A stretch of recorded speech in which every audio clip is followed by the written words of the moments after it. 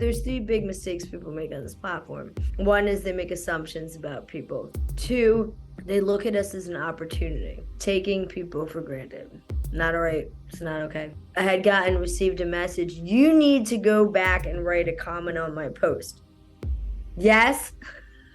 Yes. Hello, Rachel. So we booked in this call. I think we've been trying to like schedule in a date for some time. You've been really, really busy because I know and I really value your time. And initially, I had no idea. I didn't have anything planned for this call. I just wanted to just catch up. Like we've been just checking in on each other and we haven't just talked face to face. And I wanted an excuse to just talk with you. So I was like, okay, maybe we should like book in a call and maybe we could record it, see where it goes. And I just wanted like an excuse to chat with you again. Rachel is like so kind. Like I'm like this tiny creator on LinkedIn. She's like her and Brielle, like you guys have been the main motivator for me to like get on LinkedIn and sort of treat it seriously. And like Rachel, like you're so amazing. You have this big following and you often sort of collaborate with a bunch of creators that like me that are small and you sort of help lift people up. You're so giving and you're so kind. Oh, thank you. I believe, there are a couple of people, Andy, who believed on me in the beginning of my journey. And I'm still deeply loyal to them, and I always will be. They believed in me when I had 500, 1,000 followers, so I still stand with them. And I think that it is your responsibility to open the doors for other people. And to both our networks, I always talk about, if the ladder was passed down to you, please pass it down to someone else. If someone opened that door for you, please open the door for somebody else. Interesting. And yeah, you're right. Like LinkedIn has such a nice, inclusive, sort of beautiful community where you always see the similar faces, like people, like it's sort of like you can sort of get to know everyone. Sort of. It's not like Instagram where I don't even know 1% of Instagram users, but LinkedIn, you sort of as you engage, especially you, Rachel, you probably know like all the people who are doing things, and they probably also know everyone else.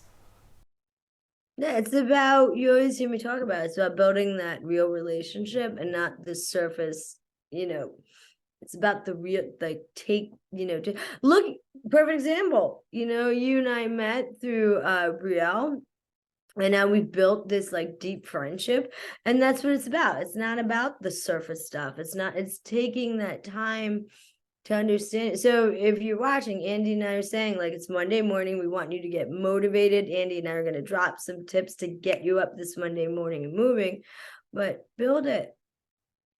Take the time, get to know people, really truly get to know them. There's three big mistakes people make on this platform.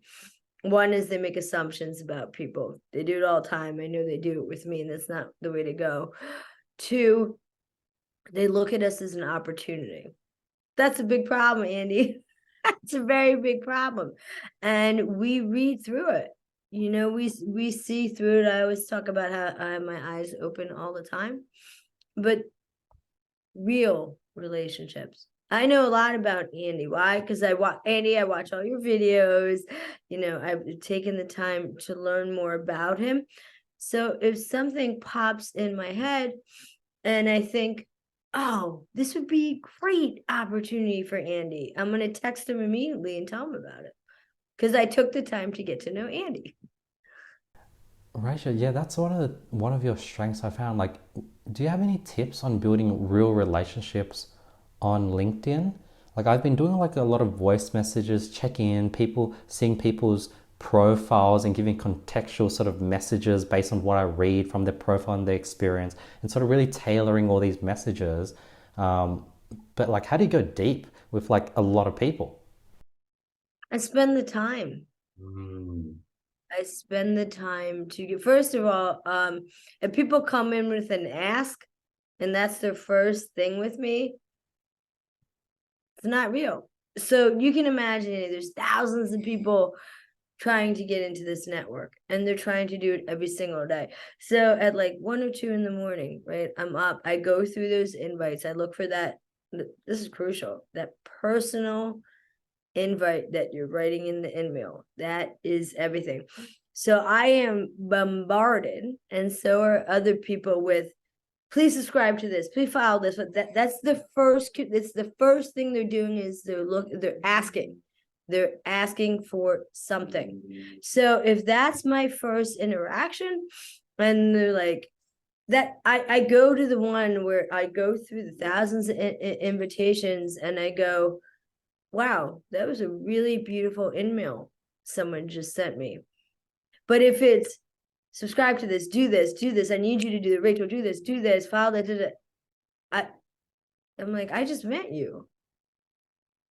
Like I just met, it's like you and I, we walk into a cocktail party, right? Yeah. And I'm like, hi, Andy, can you please do X, Y, and Z for me right now? In this, you look at me and be like, dude, who are you? Yeah. I just met you. So I try to teach people, this is our virtual space. This is you and me. This is our office. Don't come in with that ask. And that is a big mistake because that's just a big mistake people make. I don't know, like with my inbox, I might get like maybe 5 to 10 people come in every single day and things get lost. So like imagine you, like how do you manage your LinkedIn inbox, Rachel? And you're awesome. You always get back to me. And I'm surprised because your inbox is probably just like full. It's very, very full. I look for those, and then when I'm talking about the ask to, you've got your, obviously everybody has their DM and that inbox that Andy is talking about in this moment, but then you have that email, and I'm talking about that email, that first impression where you're like doing that ask, doing that ask, doing that ask. So Andy, it's the same thing. So I go through, I get sent some very, very interesting messages in DM. Very interesting. It's a make it or break it with me moment, especially that first DM message that is sent, right? I always ask my network, please don't clog DM. Why? And they hear me talk about all the time. It's how we set up everything. It's how we do meetings. It's just how we do everything. It's how I check in on people who are going through a hard time. So I prioritize my DM. I have people reaching out to me. I have people reaching out to me for serious help. And when I mean serious help, Andy, I mean very serious help. So for me, it's about prioritizing. When someone says,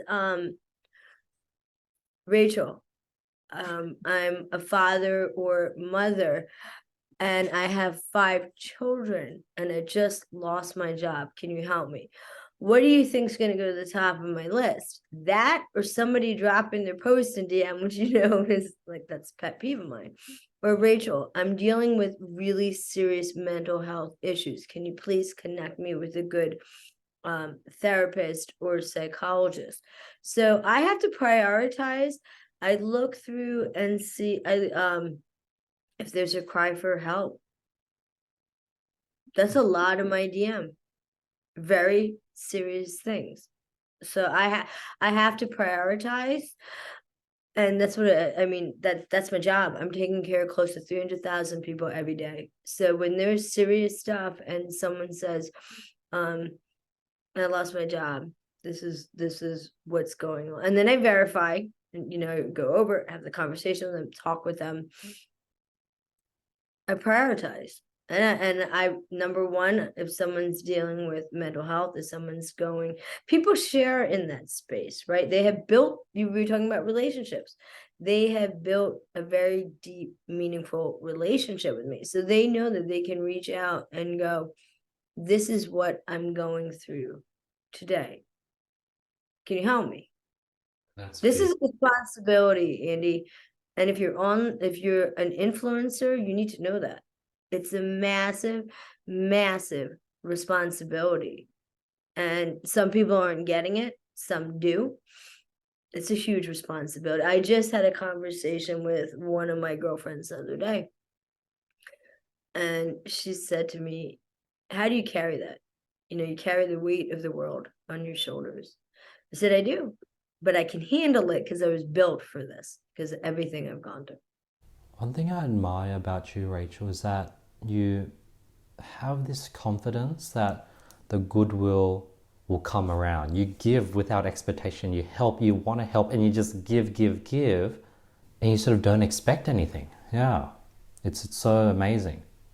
No, I don't.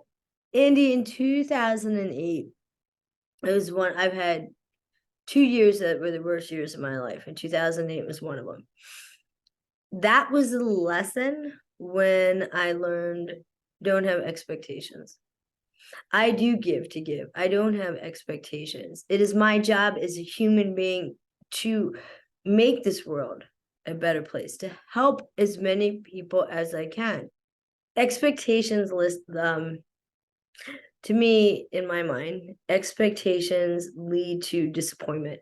I've had way too many people disappoint me in my life from the very beginning of my life at a young age, under the age of 11 months forward. So I like to actually be pleasantly surprised. I'm like, wow, that that was a shock. I'm really this was great. So I believe in karma. I also, Andy, I'll always treat people the way I want to be treated. Now, saying that, and you and I have talked about this privately, you know that respect is huge to me. I will only respect you if you respect me. You know that I come from a place of kindness every day. I'm trying to set that example. I am trying to humanize social media. I am trying to teach about etiquette. It's not very hard to say, please, thank you, you're welcome. It's not difficult. It's not difficult to do that, but people still don't. And I'm one of those people, if I spent my time and show our valuable time and showed up on your post to write a comment, please don't take that for granted. That's my time. And there's a million other people who would want me to show up, but I was on your post. And you and I, we do it all the time. I'm like, what's up, Andy? When I see you, I was like, hey there, Rach. And so that's a big part. I'm trying to teach the example on etiquette. It's crucial to me. It's just crucial to me. One thing, do you have any tips on trying to attract more people that are respectful, that are kind? Um, yeah, because I don't know, maybe it's like an age thing, but like it's hard. Like a lot of my friends, they like hanging out with me. They enjoy hanging out with me. When I reach out, if they're free, they say yes. If they're busy, they tell me they're busy. But a lot of them sort of take me for granted. Where the moment I'm like, all right, I'm quite busy. I have more like I have different people that I want to focus on. I could feel the tonality shift. They go from taking me for granted to now chasing me because they've seen me sort of put my attention away. But it's just, I guess it's hard. Like, not many people are respectful, not many people are really sort of grateful. I think our generation thinks everyone is sort of equal, and like if they're sitting in a room with Elon Musk, they're both human beings and they're both equal. Whereas if I'm in a room with Elon Musk, I have a huge amount of respect for what he's been able to build, and I'm just in awe. So I try to teach, and you brought something up. Great. I'm so excited to talk about this. So I always enjoy our discussions. You brought something up really, really important. Taking for people for granted. And that is a massive problem on this platform. It's huge. I'll tell you right now, it is. So I can feel that. And so here's a perfect example. Ready? I also believe every human being is equal. No one is above anybody. No one is behind it. We all, and I teach my network that symbiotic relationship, and we all walk together. No, I stand in the back. Why do I stand in the back as a leader? Because I'm pushing everybody forward. That is my job. I am the lion who's standing in the back, protecting the herd and making sure everybody's okay. Taking people for granted. Not all right. It's not okay. This is our valuable time. I'm so happy you brought that up. I really am. And the example I was talking about, I was really busy on a Saturday. Okay. And I hit the like button on on someone's post. And the response I got, and listen, I'm gonna tell you the response that I received that Saturday was not good. So please don't make the mistake. And again, this is for you guys, for my network to learn, for Andy's network to learn. I had received a message, you need to go back and write a comment on my post. Yes. Yes. And so what do you think? First of all, you'll never get anywhere with being rude. It's never, ever going to happen. It is not the way for opportunities. It's not the way that jobs are going to come to you. And we can tell who's being sincerely kind and who's not. I mean, there's a big difference. Andy, you and I both know this. There's a big difference. So that was a perfect example of someone taking it for granted. Sometimes people hit the like button because they're doing a million things during the day. Just be grateful that they showed up. You hear me talk about all the time. If they didn't have time to engage in that moment, just be grateful that they showed up. It's their time. It's their precious, precious. I've had 4 near-death experiences. I promise, I'm telling you right now, I don't waste my time. I do not waste my time any single minute of the day. And I always share with you now, engagement is everything. That really, you always hear me talk about golden tickets. That is a golden ticket. But sometimes people have time they hit that button. Be careful how you respond about it after. It was never a reason to be rude. That's not how opportunities are going to come to you on this platform. Reality. We were just chatting about how 2023 has been just flying by so quickly. It's already March, 3 months in already. What's been your plan for 2023, or anything that you've been working on personally, business-wise? I'd love to hear what's been happening on your end, Rachel, because I think we literally haven't talked since. I know. Yeah, well, we write each other like, I'm like, what's going on, Andy? We have like a whole DM thing. I'm like, how are you doing today? I'm working on a lot of things. I'm not one of those people who talks about until after I do it kind of person. But I'm working on a lot of things, a lot of stuff, and they all deal with making this world a better place. I have major stuff that I'm working on this year. Everything, I've got 5 purposes that I'm working on, but you'll see it after the fact. I'll tell you, you'll see it after the fact. But yeah, my heart is number 1 is for ending the stigma around mental health. There's a lot of us working on that.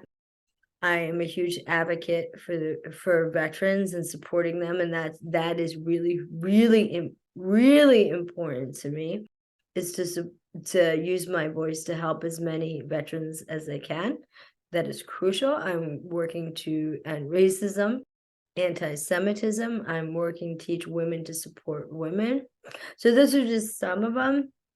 And I've got, and then Andy, I have the dreams that are in my heart and soul that only a couple people know. My job is to make other people's dreams come true. That's my job. That is my job. And that's what I try to do every single day. So yeah, we'll see. I'll tell you about it later. Let's talk about like mental health, since that's sort of one of the things you brought up. What's that journey been like? Like, I'm even thinking like this morning, yesterday was a productive day, Rachel. Yesterday was amazing. But this morning I woke up and it's like you reset each morning. Like, I'm realizing that building that momentum is hard. It does not get easier any day. Maybe it will get easier, but like every morning I wake up, I push myself to get out of bed. I'm out of bed. I'm feeling good as I'm walking around. I'm building up that momentum. Sit down at the table, plan out the day, and the first task is this difficult task that I know I have to get through, because if I leave it till the end of the day, it's just going to be harder.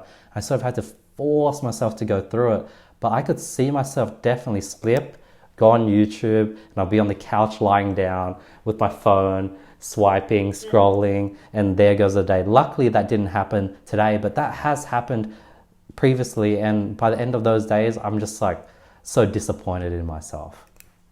Well, I think and I think that's an important message, Andy, because some days you're, more motivated than other days, depending on what's going on in your life in that moment. And I think that that's an important message you're talking about. And maybe for you, are those fish behind you? Sorry, and your screensaver. Yes, they are. That's okay. I just got it. So some days are gonna be like that. Some days are gonna be like that, and I think that's an important message we can get across to both of our networks today. Some days it's gonna be like that. It takes a tremendous amount to be motivated. People always ask me, how are you so motivated? It's because of my purposes. It's because of my why. What I'm trying to accomplish has nothing to do with me whatsoever. It's about the people that need the change to happen. Piggybacking on that, it's like, how do you come up with like a strong why? Like, I remember that one of the strong why that I had when I was like in high school and in university and sort of maybe 5, 6 years ago was like, I wanted to make sure that my mum was able to retire and have a good life. And that was a strong why. And now we've sort of gotten to a point where my mum is sort of living a bit more comfortably. She still works and she doesn't need to, but she's in a good place now.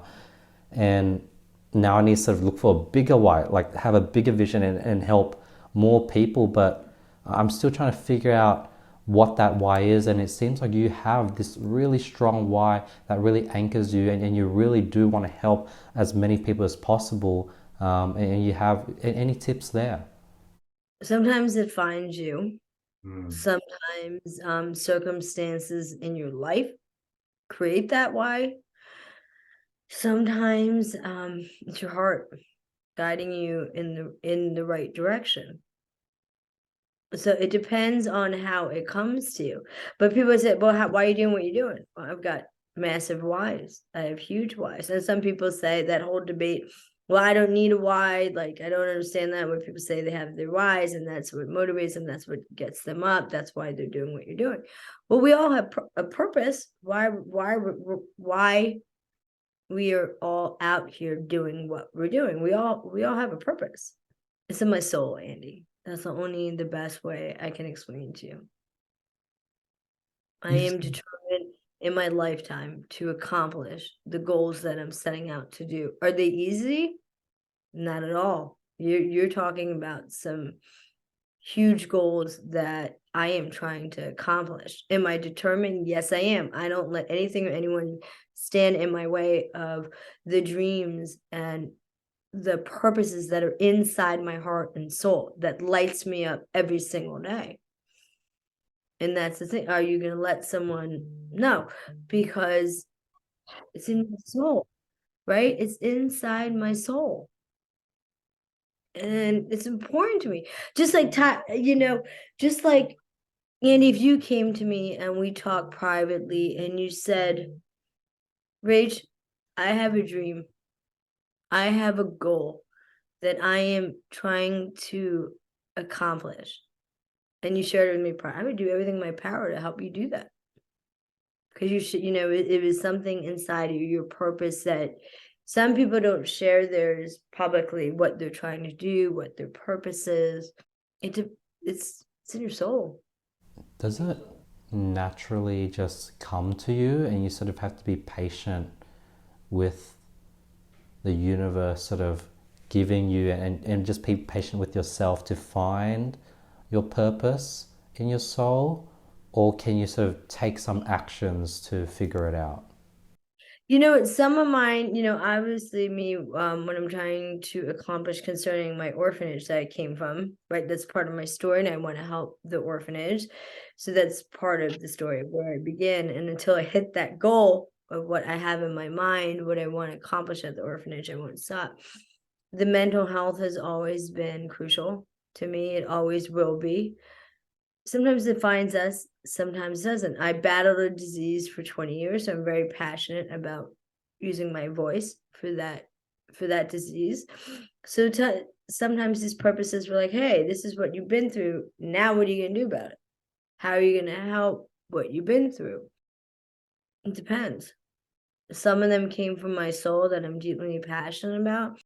Sometimes I've sat down, had a cup of coffee with a friend, and people reached out, Rach, we need your help on this. And then I learned more about what they're trying to do, what they're trying to accomplish, because I always take the time to listen. So it depends. I can't say 100% one way or the other. It depends on the situation. That's beautiful. Sometimes people draw attention to something that they feel very passionate about, that I need to get involved. If I said to you, Andy, I'm trying to X, Y, and Z, this is really, really important to me, and these are the reasons why, we would get together, collaborate, and figure out what we could do. That's so cool. Rachel, is it possible, like, I know like a lot of our audience are people on LinkedIn and they sort of see the amazing community you've built. Is it possible for like an everyday sort of LinkedIn user to do LinkedIn full time? Well, it depends, right? Influencers, that's what we do. I mean, I'm doing a lot of other things too. How much time are you willing? You and I were just discussing this. And I tell you this network all the time, what you put into LinkedIn is what you get out of LinkedIn. Let me say it again. What you put into it is what you get out of it. So that is a question, Andy, I would say that people need to ask themselves. Do they? Do they? Do they want it? Do they want it bad enough? Do they want to do the biggest influencers on the platform? We know the time that is required and that is necessary. Interesting. And would the usual path be, let's say someone is really into meditation, breathing, sort of spiritual awakening, would the sort of roadmap be like, hey, you should go ahead and give value and share everything you know, help people for free, reach out to people and give them tips on meditation, give them tips on how they can improve, help people, just keep giving, giving, giving, and then sort of eventually you'll get to a point where you can sort of create classes for breathing. You can do retreats into the mountains, and then you can start sort of bringing some of your audience and sort of bringing them to your events and classes. Is that usually the LinkedIn sort of roadmap? Giving. That was the magic word you just said. It is the givers on this platform, Andy, who succeed. That's who it is. It is the givers on this platform who succeed. And it is the selfless people on this platform who succeed, like you, like my dear friend Andy. It is the selfless. It's not the takers. The takers are not the ones who succeed on this platform. I'll be honest with you. It's not it. It's not it at all. The people who you see succeeding on this platform are the givers who are out there helping as many people as they possibly can every day. You'll never make it if you're entitled, if you're selfless, if you're selfish. Those are my least favorite personality traits: entitled and selfish people. So not gonna make it. You won't. And I've told my network over and over again, every time I do tips for success, word gets out. Word gets out how you treat people, whether you're a kind and loving human being, which is because you want that to get out. You want when someone's texting me, oh my gosh, and they do it all the time. Rach, you've got to meet Andy. He is an incredible person. Perfect example. There you go. My best friend Brielle said to me, Rach, you got to meet Andy. And I said, absolutely, Brielle. And so that's how it goes. And then there's the other side of it. You know what I'm talking about? Where Rach, you might not necessarily want this person in a platform, or Rach, I was treated this way by that person. So how you treat everybody, it's everything. It is everything on this platform. One thing that has always been cool when I've been consuming your content, Rachel, is that you interview people of all walks of life. Like you interview people who are like in universities, you interview artists, you interview people who just have, you know, mental health issues, or like you interview all. How do you even find these people to bring onto your show? I'm so glad you asked that question. So the criteria to get on my show is they have to educate, motivate, and inspire my network. My network has to walk away learning something. You know, that is the criteria to get on it. So when I started the show 3 years ago, I made the conscious choice to do that because I knew my network would need help. We were in the lockdown. You know, they needed help. They needed a lot of help.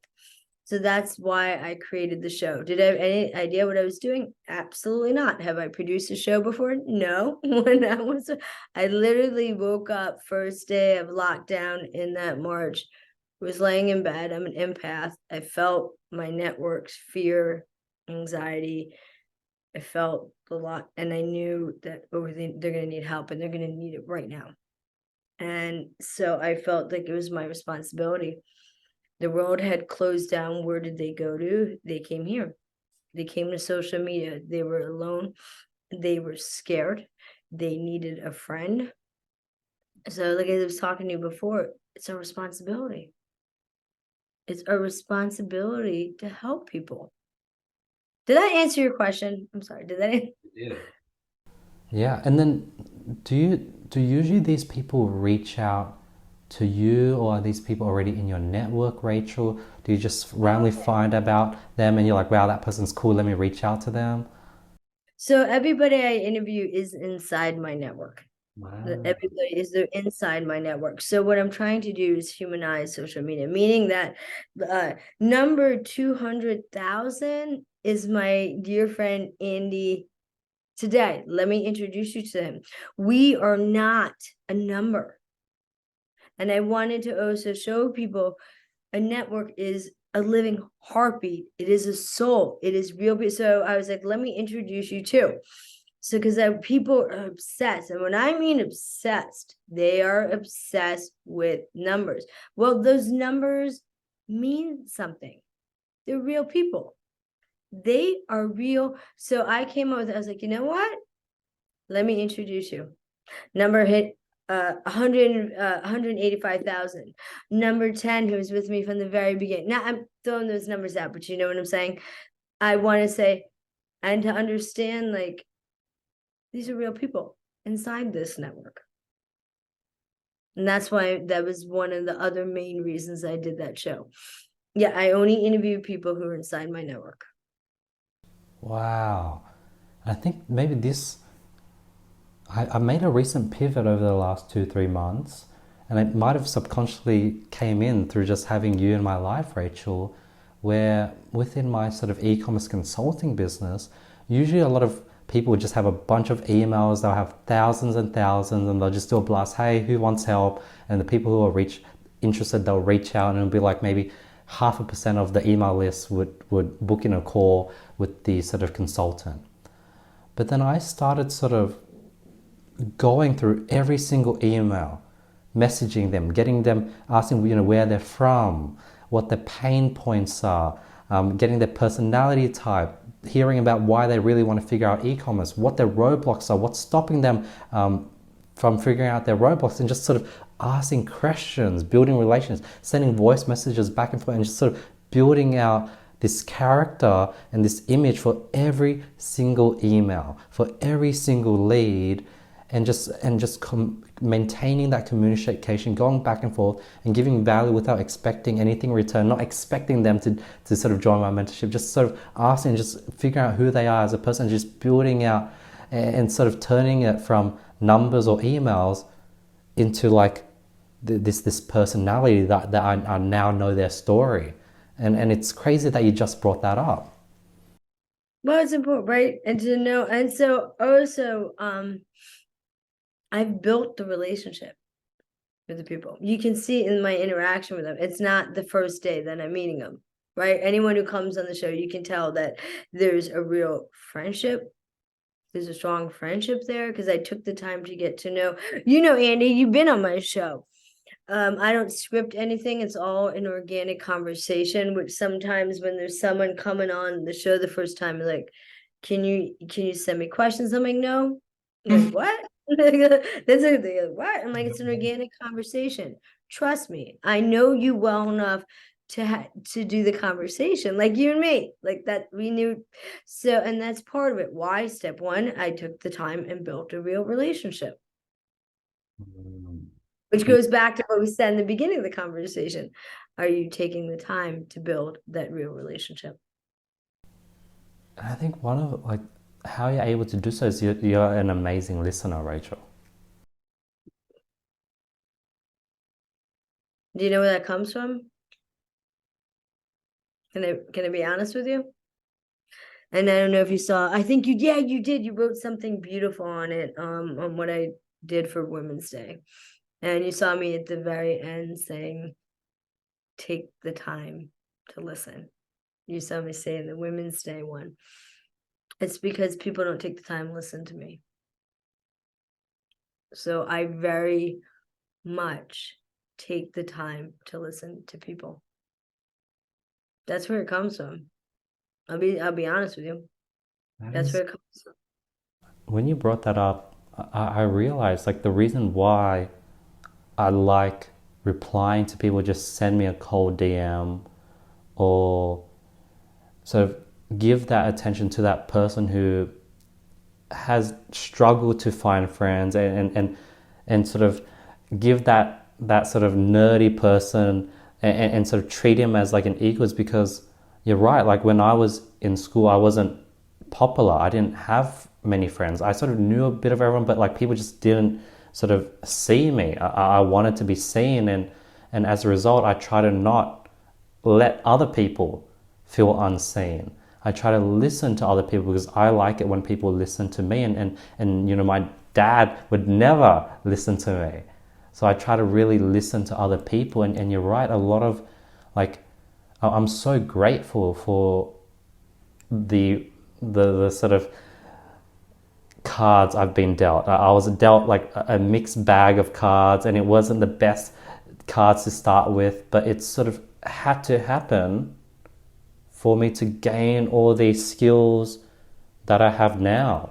And you just sort of brought light to how you were able to turn something that made you feel hurt into a strength. Yeah, and I get what you're talking, and I'm gonna say this to you right now. You ready, my friend? I see you, I hear you, and I'm listening. I'm gonna say that from the bottom of my heart, and you get that because of our friendship. And for you and me, my experience, school was just horrific. So I get it. I was severely bullied. I shared that on Christmas Eve. I was severely bullied in middle school and high school. So I blocked that out. Right? I blocked. I don't even want to. You know what I mean? I blocked out that part of my life. But I was public about it, and people were shocked when I shared it Christmas Eve or Christmas, that week. I'm listening, and I see you. Thank you, Rachel. And now I'm starting to understand how you have such a strong why and how it fuels you. Like now I'm realizing that the things that I didn't have, the things that I lacked, I sort of naturally make sure that people around me don't feel the same way that I felt without even trying. Like I don't even need fuel to do that. Like I don't even need fuel to reply to a person that is looking up to me, and just like how I look up to people, and if they've sort of ignored me, it hurts. You look up to someone and they sort of don't really look at you the same way, it hurts. So I want to make sure that person doesn't feel hurt. And you're right, stuff like that doesn't require fuel. It just naturally happens. So that why comes from this sort of strong past and beginning. And I'm trying to teach that. You always hear me talk about don't make assumptions about people, be empathetic. Why? You have no clue what's going on in someone's life, what they're dealing with, or you have no clue what their past is. And you asked another reason why I started the show And many reasons why I did it is we are so much more than that face you see every day in that circle. And I wanted to give a stage to the content creators on this platform to share their story. This is their show, for them to come out and say, this is who I am. And then people they go back and go, oh my gosh, I had no clue he or she had been through that. And it's for the content creators to speak for them. Thank you so much for your time today, Rachel. Like, I just wanted to share with everyone that, like, Rachel is so kind, so giving. She carries, like, she's such a strong woman. Like, she's so, like, the fact that she can carry and help so many people and be so giving and sort of be so selfless is so amazing. And like, people don't know, like, Rachel is like giving 17 hours a day. She's on top of it every single day, and she just wants to lift people up.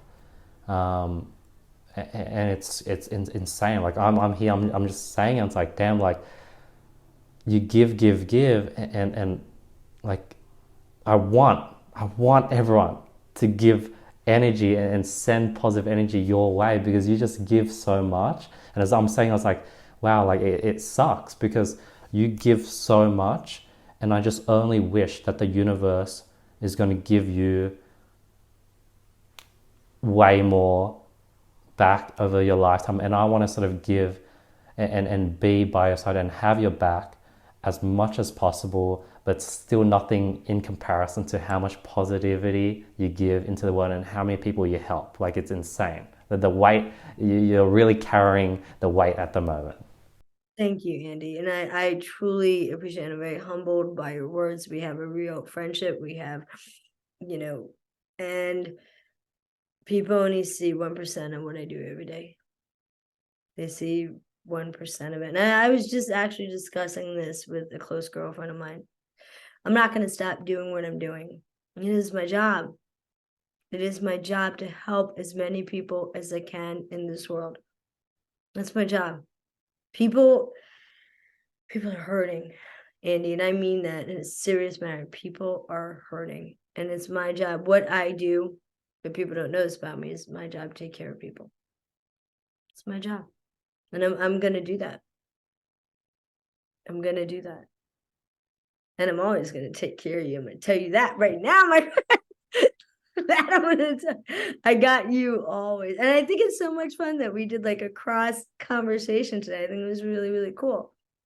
Thank you, Rachel. And like, another thing I want to add is, like, most people sell and they try to take.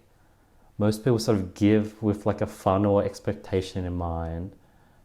Even I'm not at the place where Rachel was at. Like, I give, I help people, but I sort of know it will come around, and I sort of know if I help a lot of people, it sort of comes around. But like, Rachel just helps with no expectation at all, and she just truly wants to just help and lift people up, and it's inspiring to see. And it's sort of like, I it's mean, I have, yeah, I'm sorry. And I have goals. I mean, I've got serious goals, and I've had people tell me, you're not, you never, these goals and these dreams that like Rach, they're huge, and it's through, I want to acknowledge my network.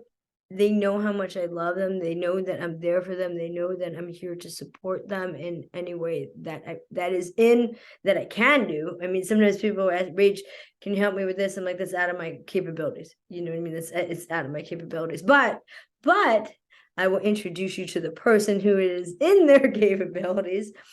So and then people say to me, "But you're trying." There's like 4 people in my life who actually know what my dreams are and what I'm trying to accomplish.